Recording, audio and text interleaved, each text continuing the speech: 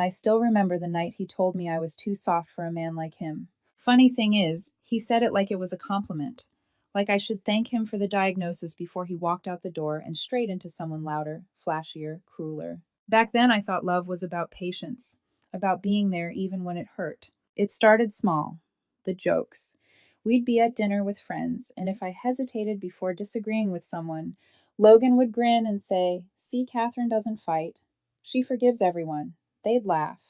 I'd smile too, because that's what I did. I made people comfortable. He used to say I was too gentle for this world. I believed him until I realized it wasn't admiration, it was dismissal. The night everything broke began like any other Tuesday. I had just finished work, bought his favorite stir fry, and drove home humming along to the radio. When I opened the door, the air felt staged. He was leaning against the kitchen counter, arms crossed, eyes cold. "Catherine, we need to talk." I froze, still holding the grocery bag. "Okay." He didn't even look nervous. "I've been seeing someone. Her name's Jade, from the gym." The room tilted. I thought maybe I'd misheard him. "You what?" "She gets me," he continued. "She's confident. She knows how to take control." Then came the dagger. "You apologize for existing." I remember the sound of my own heartbeat more than his words. I set the bag down slowly. Inside, a jar of his favorite chili sauce rattled against the glass counter. "That's it," I said softly. "You're just done." He smirked. "Guess you knew this was coming. You've always been too soft for a man like me." I didn't cry, didn't scream. I just stood there realizing the version of me he'd loved was the one who never fought back. So I did something new. I walked to the bedroom, pulled out my suitcase, and started packing. He followed me, incredulous. "You're seriously not even going to fight for me?" I zipped the suitcase shut. "You just told me I'm not enough, Logan. Why would I fight for that?" His expression twisted between confusion and anger. "You'll regret this." Maybe I said lifting the handle, but not tonight.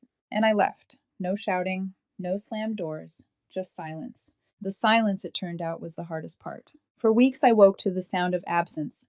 No coffee grinder, no morning playlist humming through the apartment, no sarcastic texts lighting up my phone. At first I told myself he'd reach out, that he'd realize what he'd thrown away. But the days kept passing. Mutual friends became accidental messengers. Ryan, his best friend, texted me once, "Logan's really happy, by the way. Jade's good for him." I stared at the message until it blurred. Good for him. That was supposed to comfort me. One night, curiosity won. I checked his public profile. There he was. Logan, all smiles, arm draped over Jade at some neon-lit bar. Her red lipstick matched his tie. The caption read, "Finally found my equal." I felt something inside me tighten, not jealousy, not heartbreak. Something quieter, a kind of humiliation that burns slower than anger. The next day I blocked him everywhere. Instagram, Twitter, even Venmo. But not his number. Part of me, some desperate, foolish part, wanted to see if he'd try. He didn't. I started running. Not away, not toward just running. 5 kilometers became 10. 10 became 15, until my lungs burned and the only voice left in my head was my own. That's how I found the boxing gym. A trainer caught me staring through the glass one evening. "You look like you've got something to hit," he said. He was right. I hit the bag until my knuckles bled through the tape, until every punch sounded like a sentence I'd never said to Logan, until the ache became quiet. Nights were harder. That's when memories crept in, how he used to text, "You're too good for me." I used to take that as love. Now I saw it for what it was, a warning. I tried to rebuild myself in small ways. Cook for one, sleep diagonally, laugh at things that weren't him. But grief is sneaky. It doesn't always show up crying. Sometimes it hides in the empty half of a bed or the pause before replying. "No worries." When you mean that broke me. 2 months later, Ryan messaged again. "Hey, Catherine, you should come to Logan's birthday. It's weird you guys aren't talking." I stared at the screen, then typed, "I'm good." He replied instantly, "He's happy. You should be too." I put my phone face down. Some people never understand that peace doesn't always look like forgiveness. Sometimes it looks like silence. That night, I went back to the gym. As I wrapped my hands, I caught my reflection in the mirror. Hair tied back, eyes, steady lips, set in a thin line. For the first time, I didn't see softness as weakness. I saw it as control. I hit the bag once, hard. The sound echoed like thunder in the empty gym. And beneath that echo, a whisper, he said I was too soft for a man like him. I smiled to myself. Maybe softness was the only thing keeping me from breaking. It's strange how quiet the world becomes when the person who filled every corner of it disappears. Even the fridge hum felt louder those first few weeks. I didn't realize how much of my life had been edited to match his volume until he was gone. Without Logan's chaos, my apartment sounded like a pause that wouldn't end. Days bled together. I'd get up, shower, go to work, come home, scroll through a phone that never lit up. And when it did, it was never him. My best friend Diana tried to help. "He's not worth it, Catherine," she'd say over coffee, her tone too bright. I'd nod, pretending to agree, though part of me still listened for his name in every conversation. It came sooner than I expected. Diana mentioned she'd seen him. "Logan looks different." Jade's been posting nonstop. Luxury dinners, beach trips, the kind of smiles people rehearse. I laughed softly. Good for them. But that night, when the walls felt too tight, I opened Instagram anyway. They were there, Logan and Jade, dripping in expensive happiness. The captions read like sermons: "When two alphas meet, sparks fly." Dozens. Jade sat on his lap, hand on his chest, chin tilted like a queen, surveying her kingdom. Logan looked smaller somehow, though the grin was the same. That grin that used to make me forget my own opinions mid-sentence. I stared for too long. The phone's glow painted my reflection onto the screen, my tired eyes hovering over her red lips. I closed the app, then reopened it, then closed it again. Healing. I was learning doesn't happen in a straight line. So I ran. Every night after work, I tied my shoes and ran until my legs trembled, until exhaustion was stronger than the urge to check his page again. The air cut my lungs like glass, but it made me feel alive in a way he never did. At the gym, the trainer, a gruff man named Louis, started nodding when I walked in. "You hit harder this week," he said once. "Just tired," I lied. But maybe I was tired of being tired. Boxing became my therapy. Each punch was a sentence unsent. Each breath a confession I'd never say aloud. Sometimes I imagined Logan standing in front of me, his smirk replaced with that cold, detached stare. "You're too soft for a man like me." Swing. The bag absorbed it all, every insult, every dismissal, every quiet apology I'd whispered into pillows. Still silence has a way of whispering back. Nights stretched long. I'd catch myself scrolling through old messages, him teasing me about overcooking pasta, or that one time he texted, "You're my calm in the storm." I wanted to throw my phone across the room. I didn't. Instead, I typed a note I'd never sent. "I was never your calm. I was your lifeboat. You just didn't notice until you sank." I deleted it. A month passed before the first whisper of him reached me again. Ryan texted late one night, "You should come to Jade's birthday. Everyone's going. Logan might want to see you." My heart stuttered stupidly, but I typed back, "No thanks. Not my kind of party." He replied, "You're making it weird. He's happy now." Happy. The word stung more than I wanted it to. I turned off my phone, crawled into bed, and told myself the truth. I didn't want him back. I just wanted to understand why being kind had never been enough. The next day, I saw a new photo. Jade feeding Logan cake, his eyes glazed in the flash. The caption, "When you finally get what you deserve." I muted their profiles. Not out of anger, but because I finally understood their story had nothing to do with me anymore. Still, the loneliness came in waves.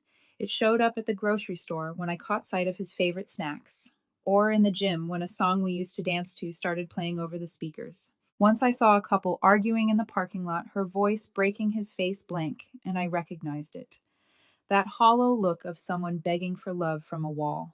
I went home, showered, and stood in front of the mirror.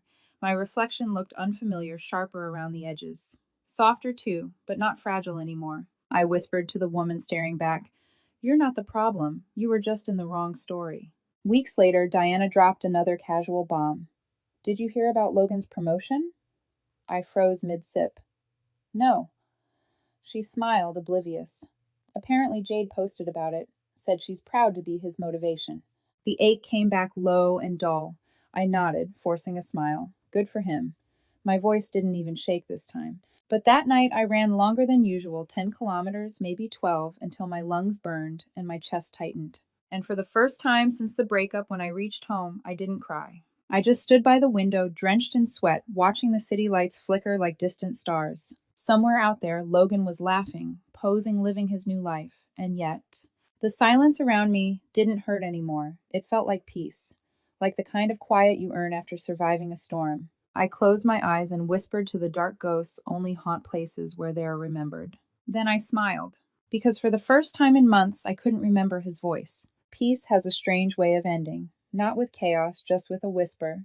In my case, it arrived through a casual text from Diana. Did you see what happened with Logan and Jade last night? I hadn't. I'd muted both of them months ago. She stormed out of some party in tears, Diana added. People said he yelled at her, in front of everyone. I didn't reply. My thumb hovered over the screen. Curiosity pressing at the edges like an old bruise. When I finally opened in Jade's public page, half her photos with him were gone. The captions that used to scream #PowerCouple were replaced with vague quotes about respect and knowing your worth. And then one post that stopped me cold. A mirror selfie. Jade in sunglasses smiling too wide. The caption read, "Some people mistake control for love." I should have felt vindicated. I didn't. All I saw was the same cycle playing out different roles, same pain. Logan didn't love women. He collected them. And when they stopped making him feel powerful, he crushed them under the weight of his own insecurity. I turned off my phone, set it face down. But the silence that followed wasn't peace anymore. It was pity. A few days later, Diana invited me to brunch. Halfway through, she leaned forward, her tone conspiratorial. "You won't believe this," she said. Logan showed up at the gym, screaming at one of the trainers. Security had to pull him off. I kept my face neutral. Why? She shrugged. Apparently, Jade canceled their vacation last minute. He blamed the trainer for flirting with her. I stirred my coffee slowly.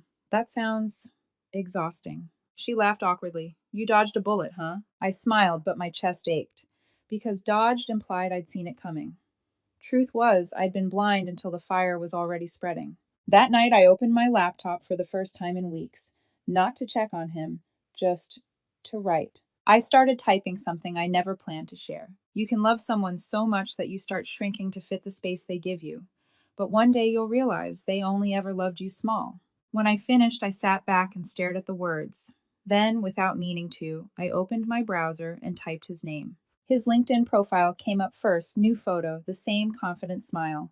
But beneath it, on sabbatical, exploring personal growth opportunities. That was corporate speak for unemployed. A bitter laugh slipped out. Weeks passed and more cracks appeared. Jade's post turned defensive. She wrote about fake friends, betrayal, healing journeys. Then one photo of her at a bar, Logan's hand gripping her wrist as she smiled for the camera. Too tight, too forced. I zoomed in. A faint mark, almost invisible, peeked from under her bracelet. I froze. That bruise. I'd seen it before on myself after a night he'd grabbed my arm during an argument. He'd said, "You made me do that." And I'd believed him. For a long moment, I couldn't breathe. The next morning, I walked to the gym early. The punching bag hung in the corner, waiting patient and silent. Each hit came harder than the last. Not for revenge, not even for anger, but for every time I'd excused his cruelty as passion.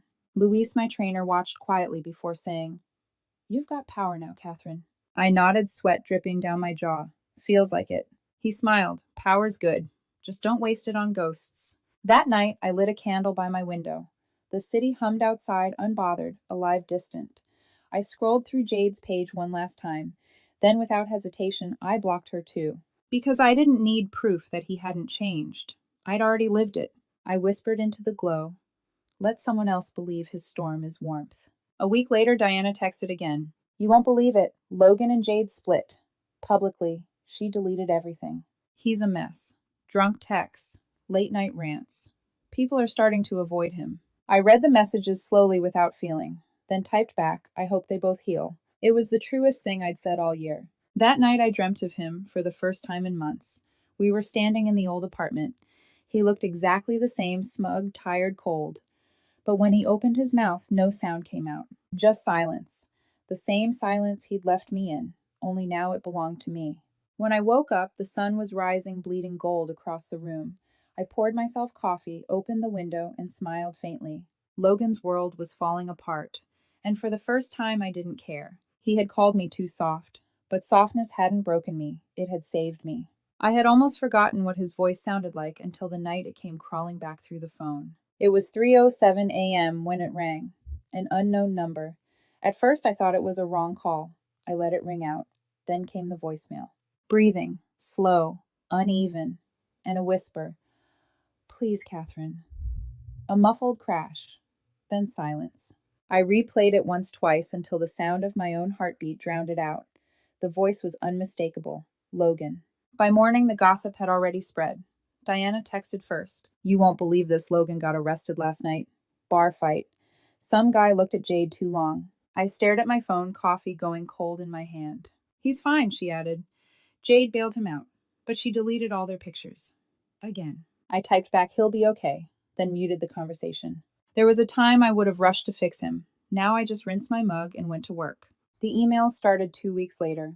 Subject line, "Please just read this." I didn't open it, but the preview line glowed anyway. "I know I don't deserve you, but I miss your calm. Everything's falling apart." The next day, "I'm trying, Catherine. I swear, I can change. Please talk to me." I archived them all. Then came the voice messages. First one sober, rehearsed. "I just want to explain." Second, angry. "You're so cold now. What happened to the girl who cared?" Third, broken. "You were right about everything." And then silence again. That was always his pattern: rage, regret, retreat. One night, I came home to find an envelope slipped under my door. No name, but I knew the handwriting. Inside was a single sheet of paper and a key taped to it. "This was yours. I kept it. I don't know why." At the bottom, faint smudges where teardrops had dried. I stared at that key for a long time. It used to open the apartment we shared. The place where I learned how small a person can make you feel when they confuse control for love. I dropped it into the trash. The next morning, I saw him. It was raining, and the city was barely awake. I was heading into the gym when a car pulled up by the curb. The door opened, and out stepped Logan. He looked nothing like the man I remembered. His once pressed shirts were now wrinkled collar askew. Eyes bloodshot, jaw unshaven. He spotted me instantly. "Catherine," he said, voice rough. "Can we talk?" I froze halfway to the door. The rain between us felt like a wall. "There's nothing left to say," I replied. He took a shaky step forward. "I lost everything. My job, my apartment, Jade's gone. I needed to see you." I didn't move, didn't blink. He waited for a reaction that wouldn't come. "Please," he said, finally desperate. "I can't sleep. I keep hearing your voice." My throat tightened. Not out of sympathy, out of memory. That voice had once been my whole world. Now it just sounded small. I shook my head. "I don't hate you, Logan," I said quietly, "but I don't owe you peace anymore." Then I walked inside the gym door, closing softly behind me. Later, as I wrapped my hands, Luis raised an eyebrow. "You okay?" "Yeah." My tone surprised even me. Steady, final. He handed me the gloves. "Good. Don't let ghosts tire you out." The bag waited patient. I hit it once, twice a rhythm, steady as a heartbeat. Every punch drove something out of me. Pity, fear, the last traces of his name. By the 10th round, my arms shook. By the 12th, I couldn't remember why I'd ever wanted him to call. The emails kept coming for a while. Apologies turned into accusations, then into confessions again. "You were my calm, Catherine, my anchor. I just need one chance. You ruined me by being too good." And finally, "Forget it, you were never strong enough anyway." That one made me smile, because it proved what I already knew: he still hadn't learned the difference between softness and weakness. I deleted everything, changed my number, moved apartments. The next time my phone buzzed past midnight, I didn't flinch. Months later, I found another envelope in my mailbox. No note this time, just a single photograph. Me from years ago, smiling on a beach. He'd taken it. Taken. I flipped it over. On the back, scrawled in his handwriting, "I miss this version of us." I almost laughed, because that version of us had never really existed. It was built on my silence, my forgiveness, my endless attempts to be enough for someone who didn't know what enough meant. I tore the photo in half, then again, until it was nothing but tiny pieces falling into the trash like confetti. Later that night, I stood on my balcony, city lights blinking below. The rain had stopped, but the street still shimmered. I thought about that voicemail, his voice trembling through static. "Please, Catherine." I whispered back to the empty air I already did. Inside, the clock struck 3:00 a.m. again. Same hour, different silence. This one didn't ache, it hummed. I turned off the lights and went to bed, unafraid of the dark. 6 months passed before I saw him again. Not on a screen, not in a memory, but in flesh and breath, under the same yellow light of a cafe I hadn't planned to enter. It was one of those late Sunday afternoons that smell like burnt espresso and rain on concrete. I was meeting Diana for coffee, but she'd canceled last minute. I almost left until I noticed the man sitting in the corner by the window, hunched over a chipped mug. "Logan." He didn't see me at first. His hair was longer now, streaked with gray at the temples. The crisp confidence he once wore like armor had eroded. His shirt hung loose on his frame, the collar limp. For a moment, the years folded in on themselves. My pulse stumbled, my throat tightened, and then nothing. No fury, no ache, just recognition without attachment. I walked to the counter, ordered a latte, and sat down 2 tables away. He looked up. Our eyes met, and in that second the air thickened with everything we'd never said. He rose slowly, almost unsure of his own body. Then he walked toward me, each step cautious, like approaching a ghost that might vanish if he moved too fast. "Catherine," he said. My name came out as a sigh, not a greeting. "Logan." I gestured to the empty chair across from me. "Sit if you want." He did. His hands trembled slightly as he wrapped them around his coffee cup. "You look different." "I am," I said simply. He chuckled dryly. "Guess I deserve that." Silence stretched between us, filled with the clatter of cups and low music from the speakers. "I didn't think you'd talk to me," he said finally. "I didn't plan to." He nodded, eyes darting to the window. "I've been trying to get my life back together." "Good," I said. He frowned like my calm unsettled him. "You don't even want to ask how I've been." "No." He blinked. "Why not?" "Because it doesn't matter." He exhaled sharply, then laughed without humor. "You always were like this, pretending things didn't hurt." "They did," I said quietly. "You just weren't listening when they did." He flinched, and for a second I saw the old Logan, the one who turned every wound into proof of his own suffering. I lost everything, he said, voice cracking. "My job, my friends Jade. You were the only person who ever really cared about me." I looked at him, then really looked. The bags under his eyes, the bitten nails, the desperation that clung to his voice. "Maybe that's the problem," I said softly. "You mistake care for ownership." His jaw tensed. "You think you're better than me now?" "No," I replied, my voice steady. "Just free." He stared at me for a long time, searching for a reaction he could control.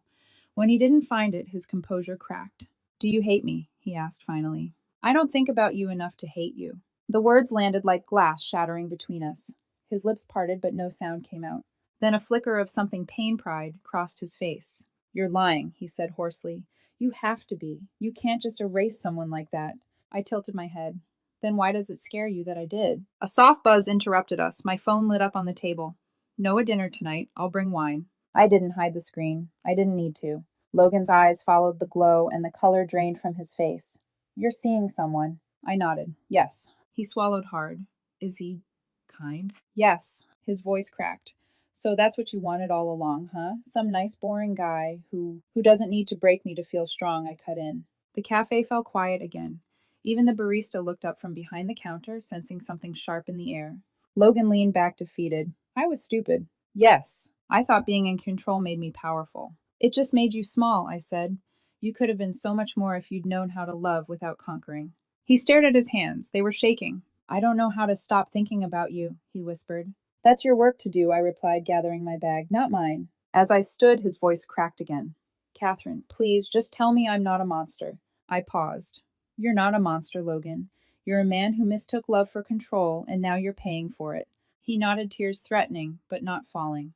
"You really don't feel anything." I hesitated, then told the truth. "Peace. That's what I feel."